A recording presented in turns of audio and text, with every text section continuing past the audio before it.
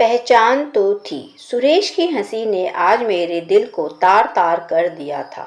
पर अब मैंने सोच लिया था, जीवन में मुझे अपने मन चाहे जीवन साथी के साथ जीने का मौका तो नहीं दिया, लेकिन अपने सम्मान और अपने अस्तित्व को बनाए रखने का अवसर मैं किसी हाल में हाथ से नहीं जाने दूंगी। हिंदी कहानी पहचान तो थी। जाने क्यों दिल ना चाहते हुए भी तुम्हारे ही ख्यालों से सराबोर है। आज पीछे मुड़कर देखती हूँ तो सब कुछ पाकर भी सब कुछ हार चुकी हूँ मैं। कहने को तो जिंदगी को सुखी बनाने वाले तमाम साधन हैं मेरे पास, लेकिन जिंदगी को खुशी देने वाले वो पल नहीं हैं, क्योंकि तुम जो नहीं हो मेरे पास। सुख सिर्फ भौतिक साधनों में नहीं होता, सुख होता है अपनेपन में, एक दूसरे की फिक्र में, एक दूसरे के साथ घंटों बिन बोले यूं ही बैठे रहने में। उस रात भी तुमने मुझे यह समझाने की बहुत कोशिश की थी, जब तुमसे सारे रिश्ते नाते तोड़ने आई थी मैं। कल्पना, तुम शायद अभी भी मेरी परिस्थितियों को नहीं समझ रही हो, लेकिन एक दिन आएगा जब तुम्हें यह एहसास होगा कि तुमने क्या खोया है। माना आज मेरे पास तुम्हें देने के लिए अपने प्यार और सम्मान के सिवा कुछ भी नहीं है, लेकिन मैं इसी कोशिश में जुटा हूँ कि जल्द ही वो सब कुछ हासिल कर लूँ जो तुम चाहती हो। बस थोड़ा इंतज़ार कर लो।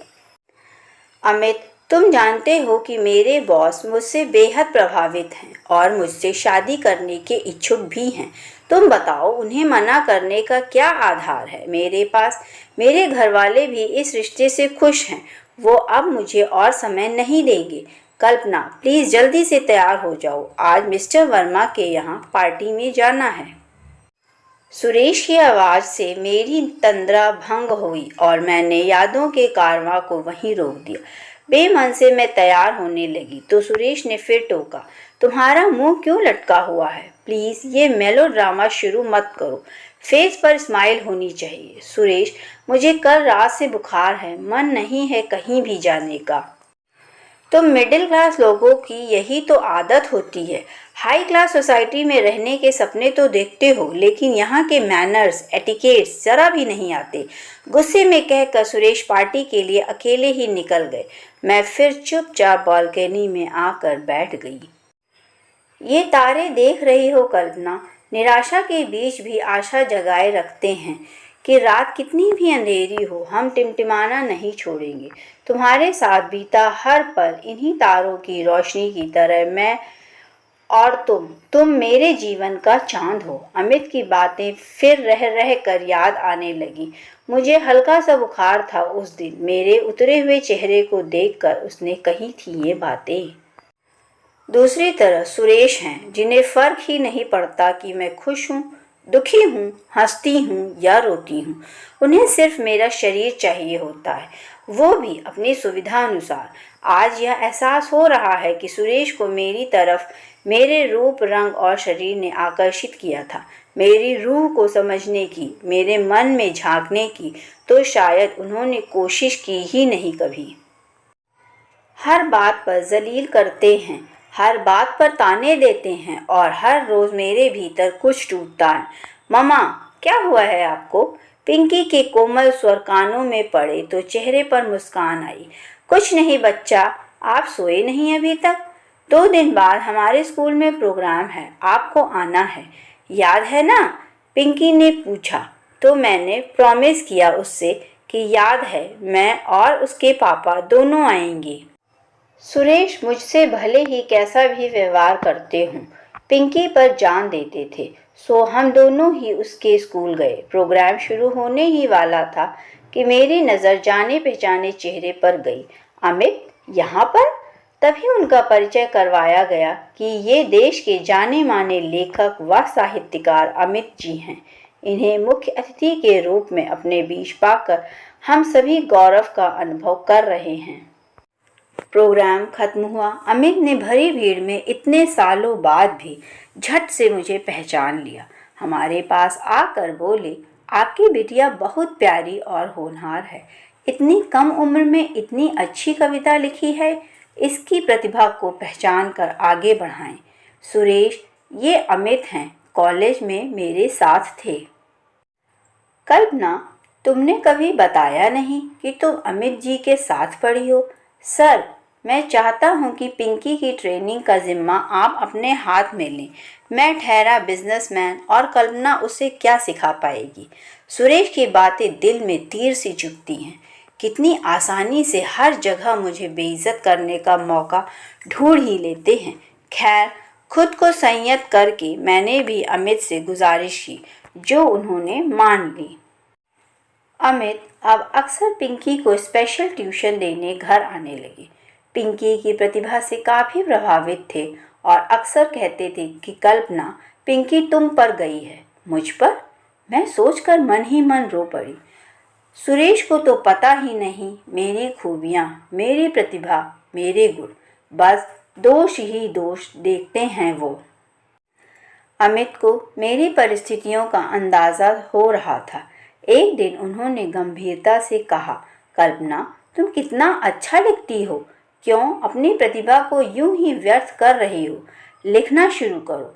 व्यस्त रहोगी तो अच्छा महसूस करोगी। अमित, अब मन नहीं होता कुछ लिखने पढ़ने का। शायद अब कुछ नहीं कर पाऊंगी मैं। मेरी कंपनी ज्वाइन कर लो। मुझे अच्छे राइटर्स की वैसे भी बहुत ज़रूरत है। चाहो तो सुरेश जी से मैं बात कर लेता हूँ। अमित जी, मैंने पिंकी की ट्रेनिंग की बात कही थी। आप कल्पना को इस उम्र में ट्रेनिंग दे पाएं तो अपने रिस्क पर। हा हा हा, यही जवाब दिया था सुरेश ने।